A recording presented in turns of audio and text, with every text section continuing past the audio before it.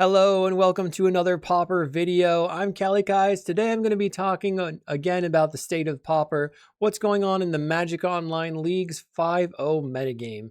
This is covering the weeks of January 11th through 17th and 18th through 24. I wrote 14th there. That's not right. But this is a little snapshot into the league metagame to see what's the health of the Pauper format. What are some of the spicy things that people are trying? What's the top of the metagame? If you're interested in sideboard guides for decks that I like to play, check out patreon.com/Kalikaiz. And if you want early access to videos, hit the join button underneath the video. All right, let's go ahead and hop into it. For the first week, we have Mono Blue Terror and Mono Red Madness pretty much tied, and then Gen Wildfire just behind it with Kalikaiz just behind that. This looks pretty healthy to me overall. We have also on the Goldfish page had a better classification of the food pest. So we have 5% pest, black-green food pest gardens, and 4.9% just regular Golgari gardens. So really, that's like 10% of the format being Golgari gardens at this point, which is pretty interesting. I think they have a Mono Blue Terror matchup that's good, and maybe the Mono Red Madness is decent. I'm not sure. I know Food Pest is pretty hard for me when I'm playing the Mono Red Madness deck. We have Ruby Storm at 4% of the metagame. Oh yeah, this deck is popping off. I just put up a couple of videos. I put up a video that released with a trophy, and I have another one coming out after this video releases with a nice run as well with some changes. People have been trying to figure out the deck. We also have the new card, Burning Curiosity, which can be fun. The next week, we have Mono Red Madness on top at 9.4%, tied with Gen Wildfire. L's behind that, then Mono Blue Terror. So some shifting in the metagame. Mono Red Madness is really the only thing that's always on top. I don't know if that's just because of the way the leagues go, where people want to play Burn if they can, because it's easy and fast. And by easy, I mean there's fewer total decisions. I don't think that the deck is necessarily easy to play, and I think that if you're a premier player, you're going to do a lot better than someone who's not thinking about what they're doing. We have Gardens and Pestilence, once again, together being 10% of the metagame. So 3 macro archetypes at 10% of the metagame is pretty solid. Black Stack behind that, then Affinity, Rally Red. Not a lot of Ruby Storm, kind of dropped off that week. We have Cat Food hitting the almost 2% of the metagame. Let's see, they had 3 trophies in the week, and there's also a new build of it to discuss. So let's go ahead and get into the decks. So the first deck list this week, these are mostly going to be in chronological order. The first deck list was a Dimir Terror by Luvi. This is really Dimir Control. They're playing 4 Tolarian Terrors as a win condition and 3 Murmuring Mystics. But once you see Thorn of the Black Rose, you know this is a control deck. That Monarch is going to give them the extra value. They also have 4 Lorien revealed to gain cards, but it's not really their main plans. Main plan's Thorn of the Black Rose with a bunch of removal spells and counter spells like Counterspell, Cast Down, and Snuff Out. Both 4-ofs, so you know they're not playing around. The next deck is Tron. This is Eggstron. I put up a video of this specific run if you haven't seen it yet. But this is a blue Eggstron looking to abuse Ghostly Flicker, which exiles 2 artifact creatures or lands and then returns them to the battlefield. If you combine that with Cryogen Relic, it's a 3-mana draw 4. And then Rook Turret triggers whenever another artifact enters the battlefield. It says whenever another artifact you control enters, you draw a card. You can draw a card and discard a card, so loot if you want. That means that you can quickly loot through your deck until you get to the Jace's Erasure, mill out your opponent win condition. It's supposed to be a bit faster. I played this in a Pauper LGS night, and I almost timed out every single round, so I don't know if it's faster, that's for sure. The next list is a Tron list, this one specifically from Maro, but Luciano Guma actually piloted to 8th place in a Pauper challenge. This is Fangren Tron. No Fangren Marauder in the main deck or even in the sideboard, but it's still Fangren Tron to me. It's a life gain based Tron with 4 Generous Ent, 4 Boulder Branch Golem, Brambleworm, Wretched Griff, and Maelstrom Colossus. The cool thing about the list is that you can use Candy Trail as your scry setup for your Maelstrom Colossus, so I like that. They have 3 Breath Weapon in the main deck to clear pesky creatures, 2 Relics, and 4 Pinnacle Kill Ship was a relatively new card from Edge of Eternity, which can just kill stuff. I had one opponent, Maelstrom Colossus, directly into the Pinnacle kill ship, and then they stationed it immediately. So for 8 mana, they had a 7/7 and a 7/7, which was sweet. If you like big guys, maybe play this. I also, on the same night that I played Tron, another player played, I think, a similar version of this that didn't do super hot. So I was told it does very well against like burn and mid range. This, speaking of burn, here's a Sly Burn Damuga Mercia piloted this time. All 1-drop burn essentially with Inventor's Axe. I've seen players playing this, oh yes, there it is. Goblin Gavalier. It's a 1-mana goblin with trample. It gets +2/+0 for each equipment attached to it. This can get out of hand very quickly with the Inventor's Axe. So that is a really cool tech change to it since the original list came out. The next list to check out is Dimir Fairies from Andre Doria. They're doing the Abandoned Attachments thing, playing Abandoned Attachments plus Sneaky Snacker. So this is sort of a variant of the Snacker Control from Barf, but it's more about literal fairies. So I haven't seen this kind of tech before.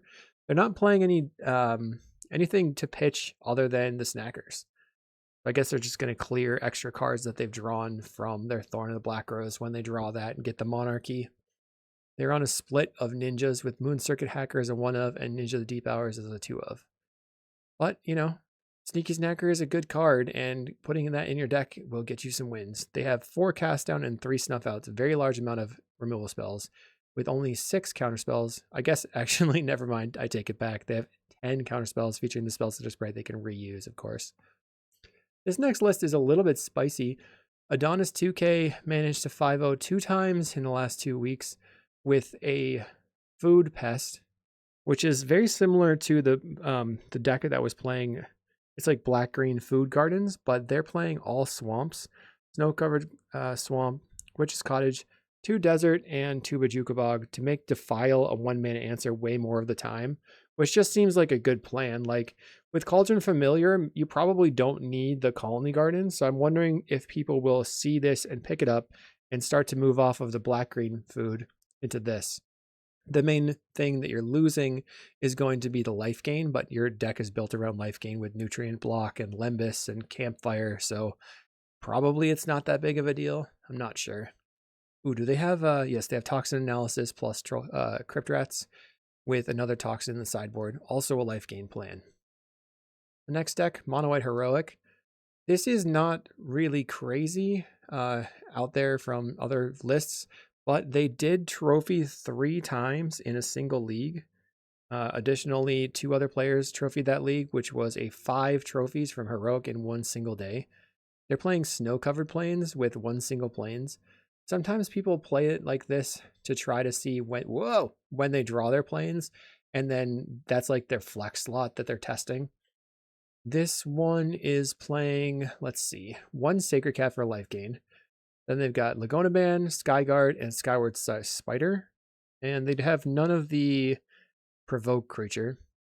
They're playing 4 Guiding Voice, which is a sorcery, put a +1 counter on creature, and you can learn.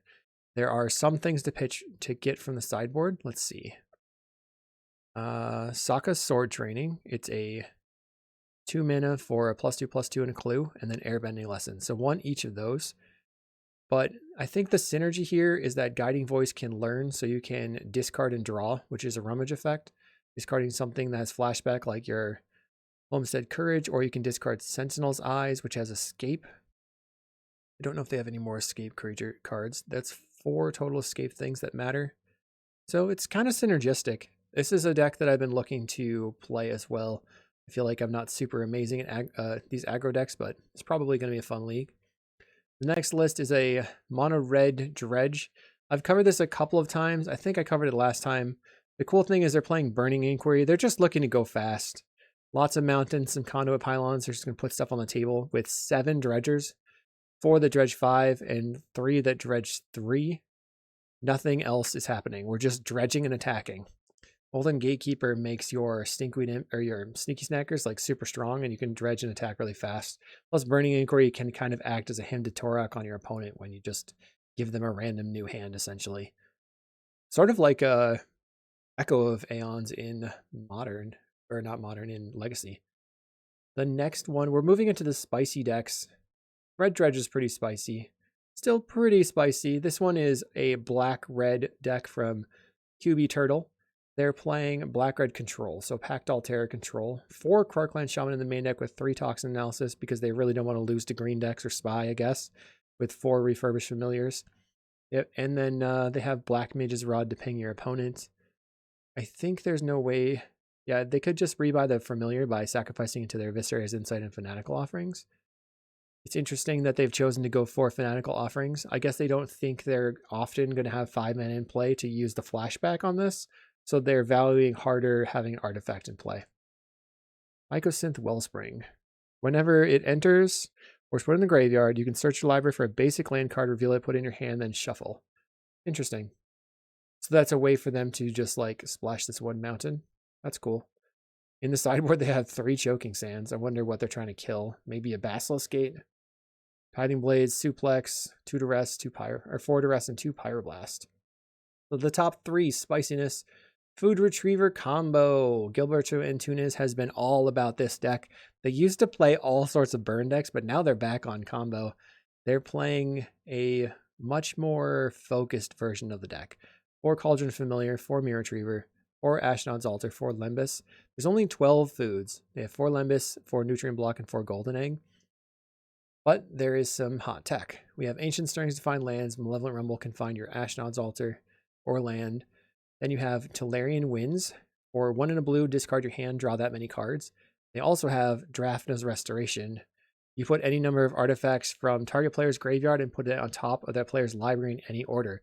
This means that as you kind of like sack your non-Lembas foods and move along, then your Cauldron Familiar is going to have even more food to eat, basically, by putting them all back on top. Nutrient Block, being 1 mana food, it allows you to actually gain mana and get ahead while you're going off.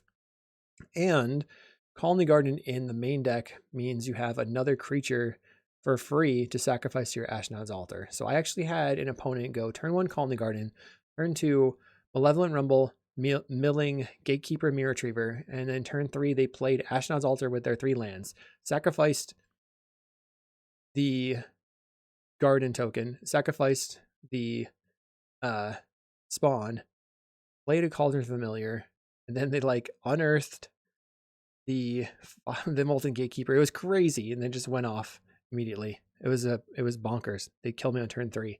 So that's cool that this deck can do that now. Pretty sweet. More of a combo deck and less of a mid-range deck. The next deck is a mid-range deck, or mid-rangey aggro.